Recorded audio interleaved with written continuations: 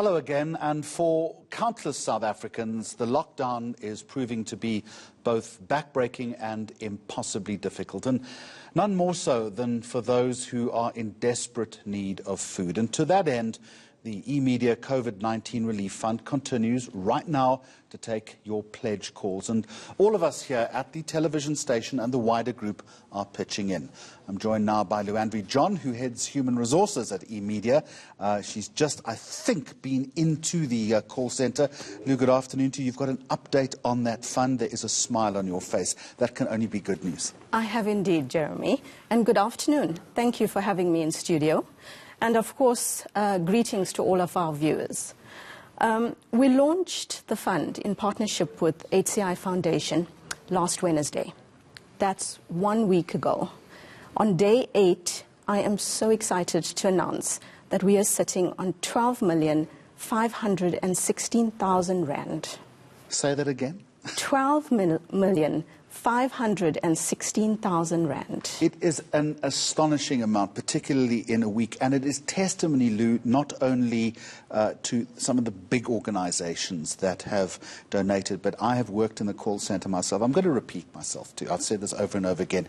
It's the pensioners, it's young children, and I know you've got a letter that you're going to read to us a little bit later from some children who have seen fit to donate whatever they can, whether it's 5 rand, whether it's 5,000 rand, it doesn't make any difference at all. So we've been reporting on this, as you say, for a week. It's touched all of us in one way or another.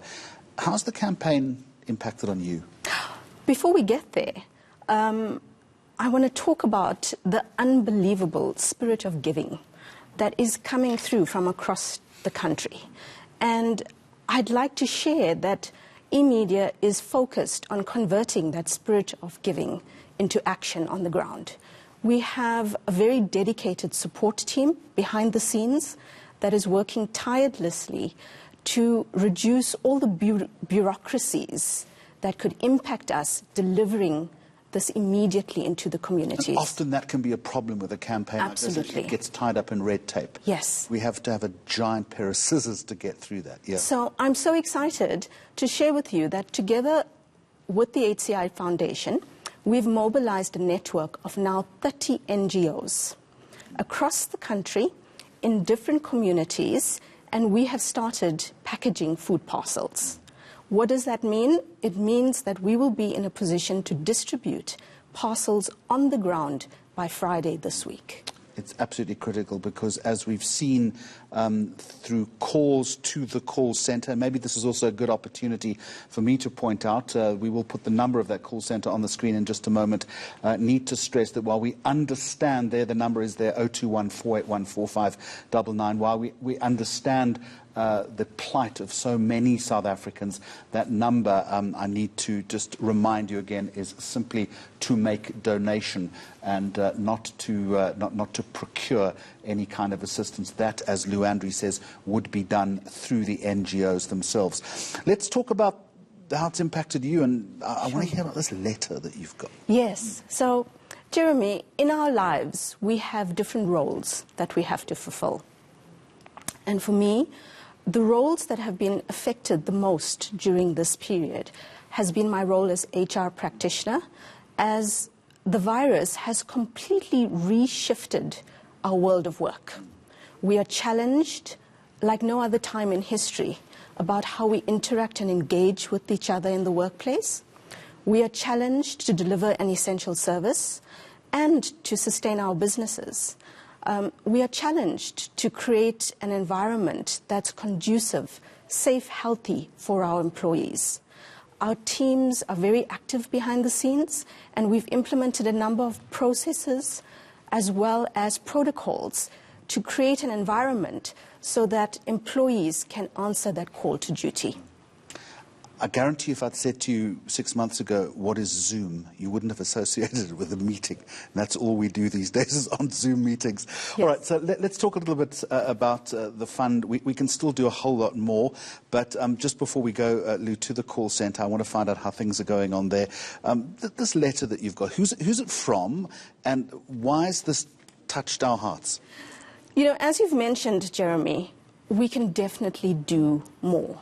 And as you've seen from the calls coming in, we have people from all walks of life.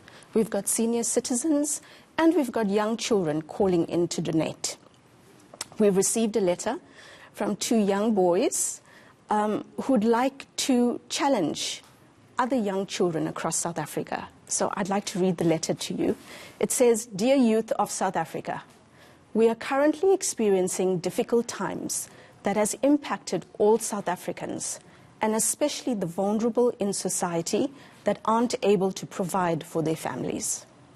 As young people in our country, this is a time to show leadership. Ordinary people can do extraordinary things, and the different types of fundraising initiatives is an opportunity to show leadership in our communities. The eMedia COVID-19 Relief Fund is a campaign that has inspired my brother and I over the last week.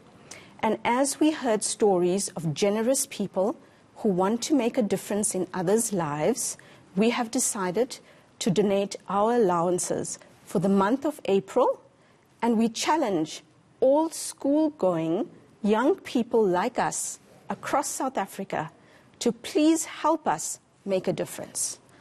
If you can afford to, please donate your allowance and be part of a movement that is creating solutions. Yours sincerely, 2 brothers who want to make a difference." Lou-Andree, you don't have to be an adult to show leadership, and let's hope that lots of other young South Africans will pick up on that challenge. What I want to do now is to go to the eMedia COVID-19 Relief Fund. As we've said, as Lou-Andree has just told us, over 12 million rand now, and that money is going to be used to help the most vulnerable in our country during the pandemic.